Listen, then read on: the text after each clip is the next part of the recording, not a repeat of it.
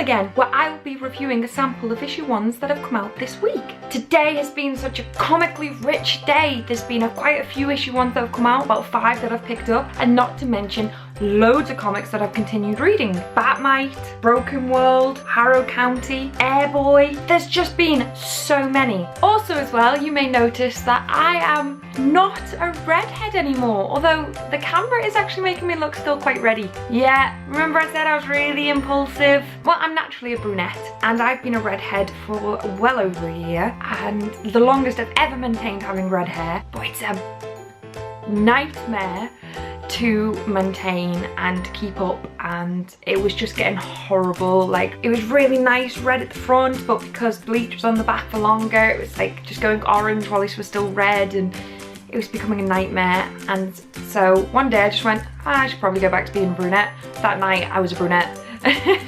because I thought about it, so therefore I had to do it. And now I've still got loads of videos I've filmed and haven't put up on YouTube where I'm still a redhead. And I was editing them this morning and I was just like, oh, I miss my red hair already. But it's not like I've gone, like I can still see bits of red actually. So it's not so bad. It's like easing me into the transition. But yeah, so for those who are going to be very confused, where next week I upload bright red hair, then ginger hair, then brunette, I'm just here to keep you all on your toes, to pay attention.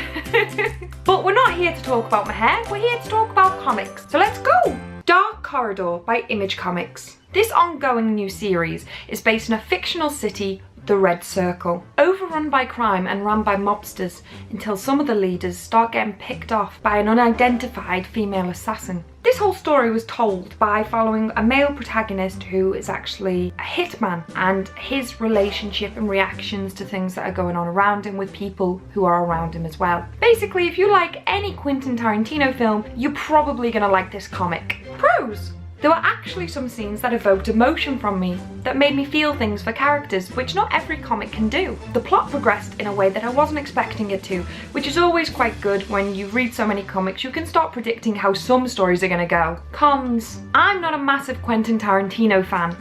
That's probably gonna anger so many people watching this, but yes, I don't like a lot of his films. I don't like the style of it, which I feel like this has a lot of similarities to, so maybe that's why I'm not massively sold on this comic. The art was also a little bit too rough for my liking. It was a little too bland, it was very sketchy. There were certain details that were added in, like the dog's penis, which I just felt like wasn't really needed. Oh yeah, there's a dog in this. The biggest thing I didn't like was the dynamic between the people, the relationships and the speech. It wasn't natural, it wasn't organic. It felt quite forced, like B-movie type forced conversations. I just didn't really feel it. Yeah, so overall, it wasn't a comic for me, but it could be a comic for you. This Damned Band by Dark Horse Comics. It's 1974, and the world's most famous band simply thought they were just worshipping Satan, but turns out they were pretty much actually worshipping Satan.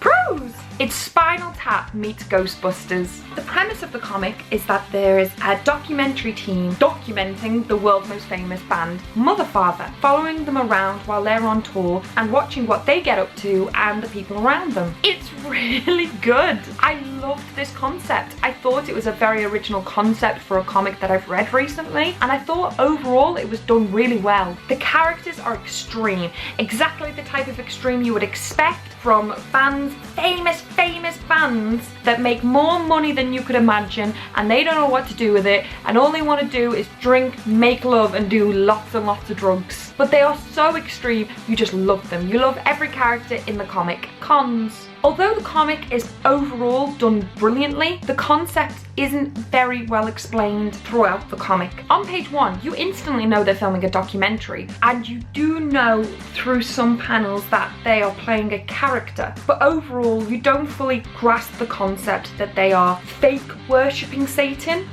You don't even really know it now. I've had to research this comic quite a bit to fully understand what I think is going on, but regardless, you still enjoy it. Overall, it's an amazing psychedelic comic that makes you laugh out loud, and you have to read it. John Flood by Boom Studios. As a result of a government experiment, John Flood no longer needs to sleep, but now he's in a constant dream state and can't tell what's real and what's fake. The other side effect is that he can also make connections and see things that other people can't, which serves him really well in his newfound career as a private investigator. Together with a burly ex-cop, he and Flood begin to investigate when he sees one man responsible for thousands of murders, but now he himself has caught the killer's attention. Pros! The concept is great.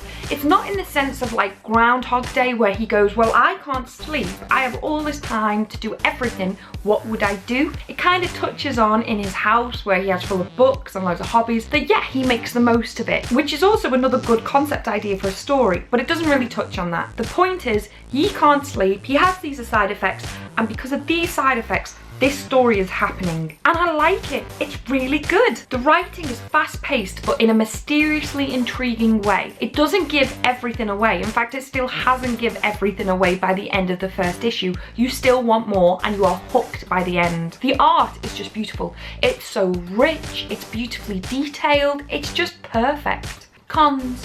The only con this comic really had was keeping me in suspense for too long. It's one of them comics that constantly changes between characters and past and present and keeping you very confused, but then all tying very perfectly towards the end. When done right, them comics are probably the most entertaining to read. However, I felt like the mystery nearly went on a little too long. It nearly lost my interest completely. However, it didn't, and by the end I was hooked, but it nearly did. Overall, this is my pick of the week for a reason. It was the best read, I feel like it was the best art for me to enjoy, and if I could only subscribe to one comic, it would be this. In fact, I have already subscribed to this. You have to read it. Well, thanks for watching again this week. I hope you enjoyed it. Did you pick up any of these comics this week? It's been so much more comically fulfilling this week, reading all my ongoing stories and picking up some new issues, and looks like I'm starting another ongoing series. My bank account hates me. Well, thanks for watching. Like, share, subscribe and all that jazz. It makes my day, and I will see you soon. Bye!